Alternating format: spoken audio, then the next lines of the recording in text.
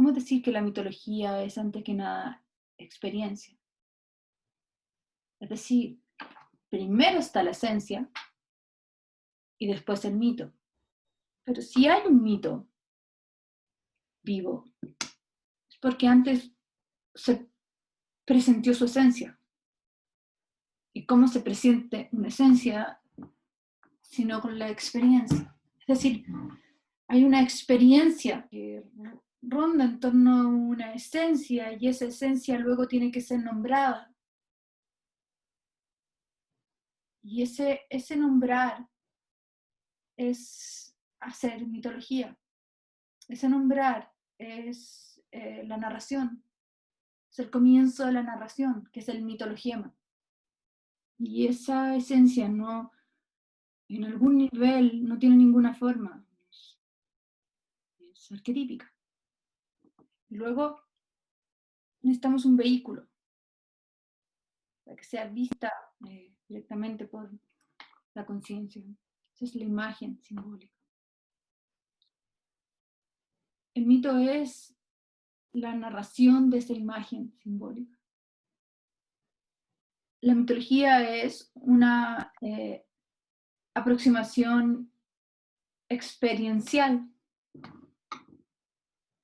de esencialidades.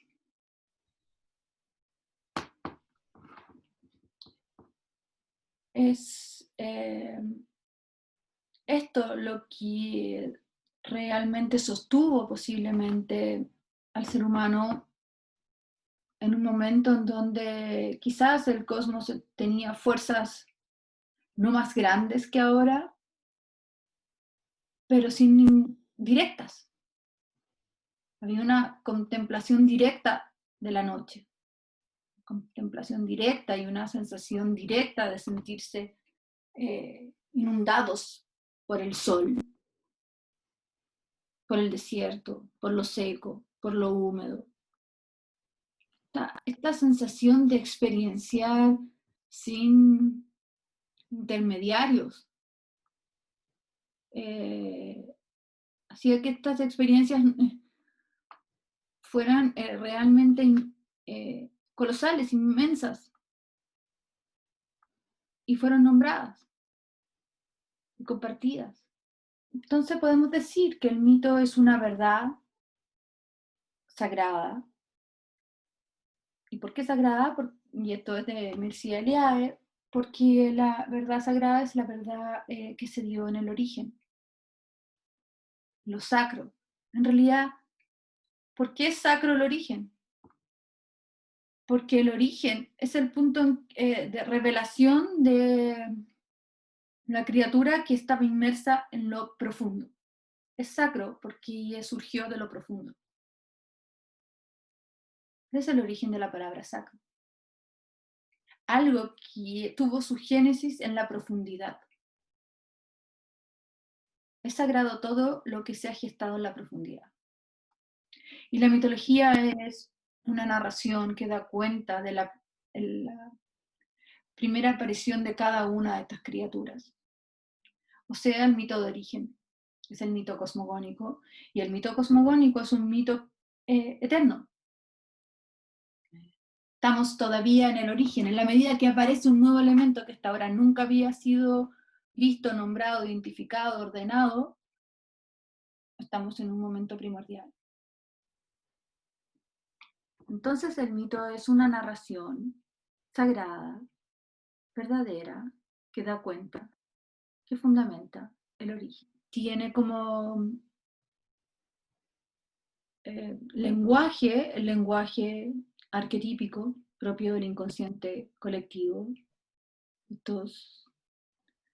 Estas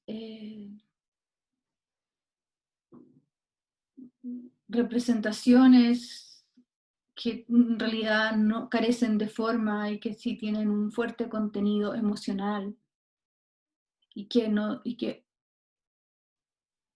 urgen ser leídas y vistas.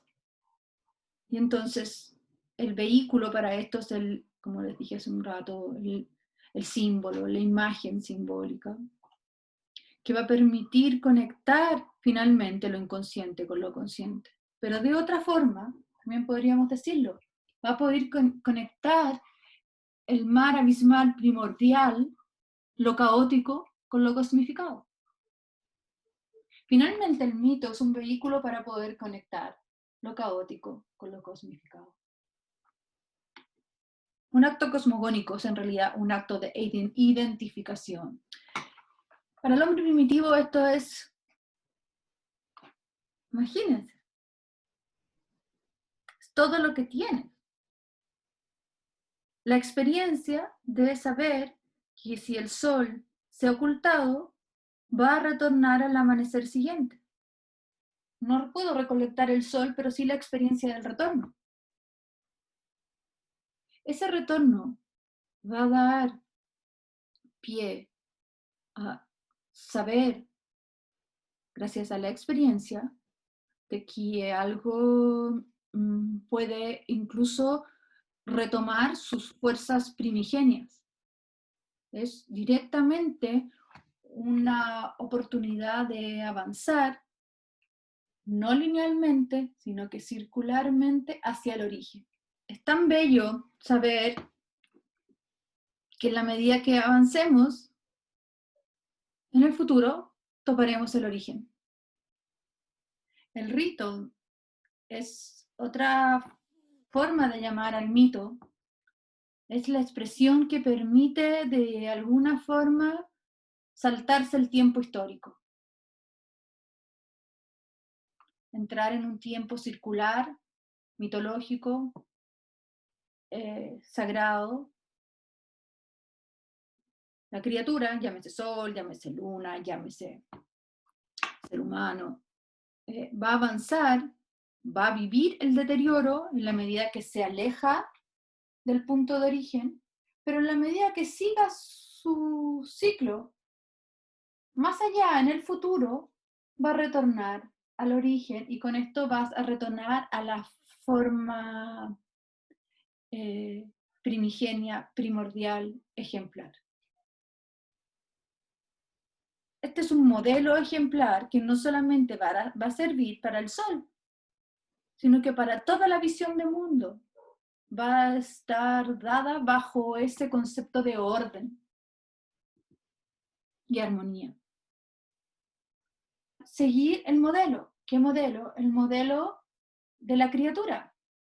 Cómo retorna en algún punto y puede renovar todas sus fuerzas.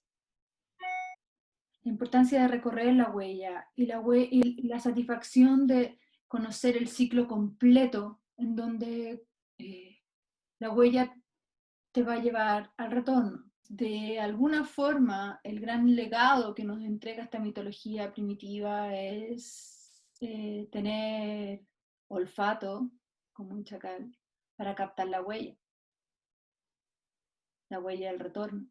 La cultura sumeria pudo dar un salto inmenso desde lo primitivo a lo civilizado. En cada cultura hay una ley del orden. ¿Y dónde se gesta esto en la mitología primitiva? ¿Cuál es la utilidad de la mitología primitiva que nunca podemos dejar de llevar con nosotros? Es saber reconocer la pauta que va a otorgar el proceso de cosmificación, es decir, el orden y la armonía. El orden y armonía en Grecia es cosmos, en Egipto es la Mat, en la India es el Dharma, en China es el Tao, y en Sumeria, que es el primer orden registrado históricamente, son las leyes del Me. Y las leyes del Me son las leyes que van a otorgar la certificación total de que lo que se ha empobrecido o decaído esta tarde o en esta temporada va a retornar otra vez. ¿Y cómo lo puedo acreditar? La experiencia. Las leyes del Me son las primeras leyes de la agricultura, y el gran paso desde las civilizaciones más nómades a una civilización sedentaria, pero que ha aquilatado todo lo que ya el nómade ha conocido. Lo que hemos evidenciado es el retorno, y nuestro eje es el cosmos. Entonces, ese es otro denominador común de la mitología primitiva, que el eje en torno al cual se articula todo el orden es el cosmos. A veces, eso es muy antiguo, pero a veces sería muy moderno, ¿cierto? Como en esta idea del, mientras más avanzamos en el futuro, en algún punto tocaremos lo primordial, porque nuestra huella es un círculo. Empezamos a crear imágenes abstractas que representan lo que estoy viendo y tocando, y lo que no estoy viendo y tocando, pero sé que está. Y la otra parte importante de su experiencia es la seguridad del retorno, gracias al rito. Y todo va a volver como es en el origen, no como fue en el origen, como es en el origen, cada vez que volvemos a él. Así que mejor, ¿por qué no nos centramos en realizar un buen ritual para poder despejar el tiempo histórico siempre en decadencia, porque el tiempo histórico siempre va avanzando hacia un decaimiento o alejamiento del origen, del modelo ejemplar? Y en cambio, a través del ritual avanzamos directo hacia el lugar del numen, de la abundancia, de la creación. Esto otorga un poder tal al vivirlo a través del ritual, que el hombre primitivo no dudaba en que lo divino es parte de él, porque cada uno de esos seres fueron parte de ese ritual. Ahí está la imagen que asegura el retorno. Así que lo divino está dentro. ¿Cómo voy a tener miedo? Además, ¿cómo voy a tener miedo si mi deidad no solamente se identifica con los aspectos tefanes, los luminosos y los bellos, sino que también sé, y por lo tanto lo actualizo en el ritual con una máscara en donde aparecen todas las bestias, todos los elementos de Abraxas. Fíjense que las máscaras nunca son las más, las que recuerdan el orden, sino que las que recuerdan el caos. Así que, como deidad, también sé manejarme en todos los tejes y manejes germinales,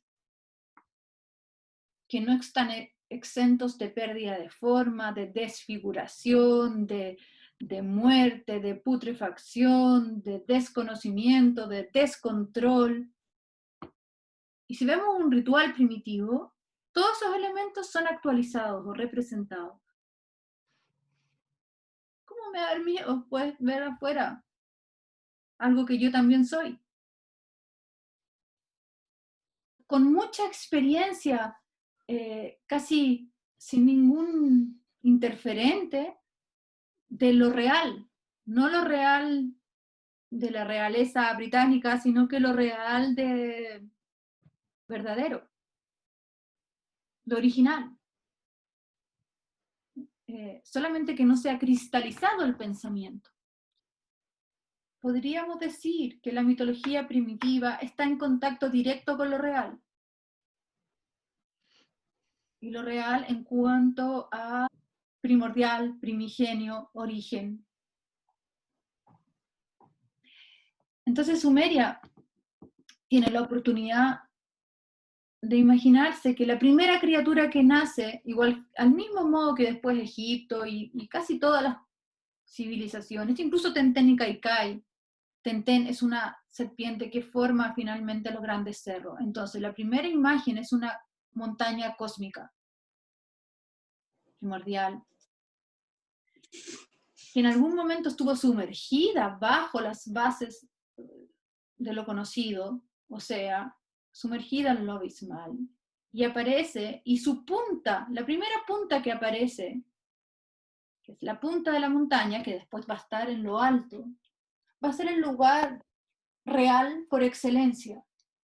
No tanto porque es lo más alto de la montaña, sino que porque es el centro, el origen, es lo primero que salió. Y si quisiera viajar directo al centro, me paro en la punta de la montaña. La punta es uno de los puntos del gran eje cósmico que, que primero salió. Es lo más primordial de todo. Entonces, cualquier relación, cualquier rito primitivo en donde quisieras acceder otra vez al origen, ¿qué tienes que hacer? Topar el centro de la montaña. ¿Y cómo lo puedo hacer? Con un taladro inmenso que lo haga. Bueno, y otra forma un poco más fácil, sube a la punta. Vas a estar tocando su centro. Vas a estar tocando el origen. No vas a hacer como si, vas a estar directamente parado en el origen. ¿Y de qué otra forma lo puedo hacer? Ah, mira, puedes construir un templo. El templo va a emular esa montaña. Y si quieres acceder al lugar más real, el lugar real por excelencia de este templo en Sumeria, un sigurat, subes a su cima y vas a estar tocando realmente lo primordial, el origen, con lo cual se te asegura el retorno de, de todas las formas que por el desgaste del tiempo han entrado en decaimiento. Todo entra en decaimiento, hasta el orden, que es algo más abstracto, ¿cierto? Entra en decaimiento. La única planilla cosmológica existente en el universo que es Sumeria. Todo Sumeria dio para todas las otras mitologías y civilizaciones. Y la concepción de lo real como realeza, porque ahí vive el rey, la diosa y todo el conjunto de sacerdotes y todo el orden que se va a vivir en la humanidad dado las leyes del Me, está fundido entonces lo real de la realeza con la realidad.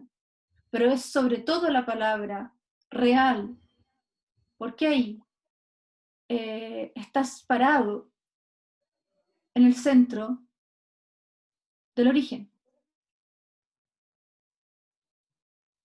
No hay más origen en un espacio donde espacio y tiempo es lo mismo.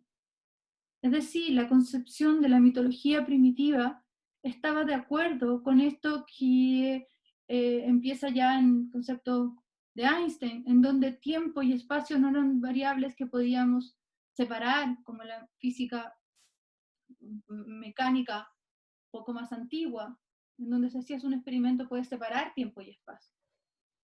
Después la física moderna dice, no, no se puede. No puedes separar tiempo y espacio. Toda la teoría de la relatividad, y bueno, no puedes. Eso ya lo sabía el hombre primitivo. Así que si ibas en el espacio a un templo en la cima de la montaña, estás también avanzando en el tiempo. Haces un viaje en el espacio, pero lo estás haciendo en el tiempo, no puedes separarlo. Los primeros sigurats no fueron grandes representaciones arquitectónicas, quizás muy básico, en donde pones un monte de tierra sobre el otro, gracias a la maravillosa habilidad de esta civilización de manejar el ladrillo, primero crudo, después cocido en hornos, y hacer los primeros templos. Pero la primera construcción, la primerísima de todas que se construyó, fueron las primeras tumbas. En realidad, se ponía el cuerpo como en la época primitiva, así nomás, pero ahora se le hacía un pequeño alero para poder ir a visitar a esa deidad. Posiblemente en este caso para no guarnecerse de la lluvia, sino que del sol. Y estar ahí. Esta fue la primera utilización del ladrillo.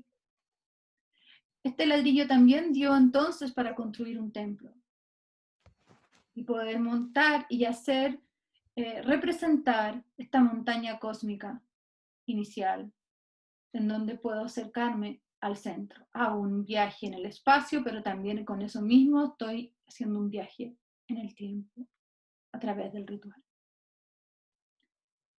Esto mismo permitió el estudio matemático de toda astronomía, de todas las figuras y elementos que se podían ver en el cielo. Y este ciclo matemático cósmico llevó también al origen de la rueda. Y ya tenemos entonces astrología, astronomía, rueda, arquitectura, construcción. La primera escritura claramente tuvo que ver con funciones administrativas, de poder hacer una contabilidad de lo que se tiene. Pero al muy poco transcurrir vino la contabilidad de lo que se siente y lo que se tiene. Entonces, todo esto da para un florecimiento abstracto inmenso que nos lleva a las grandes invenciones, la más grande quizás de todas, que es el sistema sexagesimal. El 360 del retorno en grados del círculo completo, en espacio, la medición del espacio, todo eso es parte del sistema sexagesimal. Pero esto no hubiese sido posible si no se hubiera integrado un sistema interno de imaginar el tiempo en forma cíclica, imaginar un círculo. Primero fue la experiencia del retorno, como partió esta clase, y después se le pone un nombre. El SOS, el SAR, son números del 60, o sea, 60, 600, 360, 360 es un SAR. Pero antes está una huella, que es solamente inmaterial, otorgada por la experiencia y habita en el interior de la psique del hombre primitivo y de la mujer primitiva. Las primeras invenciones fueron absolutamente inmateriales, o sea, tiene que ver con el reconocimiento que da el ciclo, el círculo. Uno de los elementos más importantes en esta función ilustrativa o pedagógica es la función de la luna como ciclo de retorno. Y por lo demás otorgaba todo lo que puede otorgarle la noche a una planta, pero sobre todo al alma. Esta posibilidad de ver esta fiesta de estrellas allá arriba, dinámicas. Muchas se quedan igual, pero cada día va cambiando un poco esta bóveda. Entonces la noche daba mucho. Toda esta intimidad y además, ¿no será también la huella del recuerdo del lugar de donde venimos? Si venimos del útero, podríamos recordar primero la oscuridad, después la luz. Lo primero que conocemos en esta huella es lo oscuro. Así que la noche era un lugar conocido.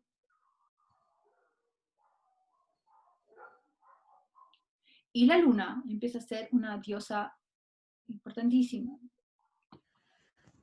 Pero Inanna no es la diosa de la luna, sino que está en una cosmogonia lunar, en una cosmovisión lunar. Es una era lunar, para así diferenciarla de la solar, digamos. Pero la diosa es la diosa del cielo. y se identifica también con la estrella de Venus. Siempre está en contacto con la luna. Y es que quizás la luna, al tener estos ritmos, no está siempre, pero la diosa del cielo está siempre. Y además la diosa del cielo está día y noche. Así que tiene contacto con la luna, con el sol, pero ella es la diosa del cielo. Y hay un axis que los conecta, Duranki. Es el lazo que conecta Ki, la tierra, con An, Duranki.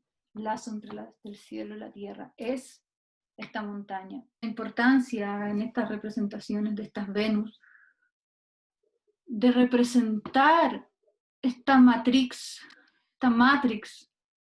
de lo femenino, gestador, en donde por poco vemos un terruño de tierra, casi perdemos la forma humana, porque todo lo que se ha exaltado es lo que identifica con lo sagrado, es la matrix de lo abismal que da vida a la criatura, es como tener un dibujo del caos y el cosmos reunido. Estas son las primeras imágenes de lo femenino fértil. Tan importantes dentro de la visión agraria, sobre todo, como el eterno retorno de una tierra fértil, útero fértil, donde todas las mitologías empiezan a relacionar que la madre tierra y la Venus en algún punto son la misma. Y aunque fuera Inanna la diosa del cielo, ella antes como primera figura es Ninhursag. Nin, señora. Hur es algo como que viene de tierras lejanas. Sag significa cabeza. Es la cabeza de ese montículo que en algún momento estuvo bajo el barro abismal y que empieza a ser figura y fuente de fertilidad para todo lo que viene después. El salto importante fue cuando las civilizaciones empezaron a tener dentro de sus aldeas un elemento que antes no existió, que es el surgimiento de esta oficio de sacerdocio. Alguien dentro de la tribu, del grupo, del clan, tiene una misión de ser el que intercede con lo trascendental. La alfarería empieza a representar imágenes de este ser que es el intermediario con lo trascendente, que viene a ser el que va a representar el lazo entre la tierra y el cielo, ¿cierto? Este Duranki. Pero hay un vehículo que podemos utilizar en cualquier momento, si es que quisiéramos, y es el ritual. Por eso las grandes civilizaciones siempre han tenido también un espacio que es llamado el Dilmun, el primer Edén. Este concepto de una tierra central en donde habita todavía el origen, porque el paraíso es el lugar del origen. Este es el ojo de la criatura, de donde emerge lo que alguna vez estuvo disuelto en un mar abismal, primigenio, caótico, descontrolado, en donde todavía no había aparecido la criatura. Pero si tuviéramos un ojo por donde brota lo cosmificado, ahí está el manantial de la vida, porque de ahí emana todo. Y además tengo certeza de que en la medida que actúo ritualmente voy a acceder a ese origen. Cada vez que logre un decaimiento tal que ya se olvide casi su forma ejemplar, puedo recobrar la forma ejemplar. Bueno, se dice que este Dilmun estaba entre el Tigris y el Éufrates. Después en el Génesis vemos que el Edén también quedaba entre medio de 4 brazos, de 4 ríos, que son estos mismos ríos. Incluso se dice que Abraham y Sara partieron de Ur, la civilización donde vivía, muy importante, en el lado de Uruk, donde vivía Gilgamesh. Ur está un poco más abajo, más antigua aún, donde habitaba el dios Enki. El En, señor, Ki, de la tierra, el señor de la sabiduría del pozo subterráneo, quien desde allá abajo agarra estas tablillas del Me, que contienen la forma de vivir armónicamente acá en la tierra, poder realizar la agricultura, conocer los ciclos de la fertilidad de la tierra, utilizar en el fondo todos los ciclos astrales al buen servicio de la armonía y el orden de los sumerios. Por supuesto que si hay una fuente de la cual brota tal conocimiento, se quiere vivir cerca de esa fuente, para poder también rendirle homenajes al ser real, la divinidad. Y todo ha brotado de las profundidades, hasta el cielo ha brotado de las profundidades.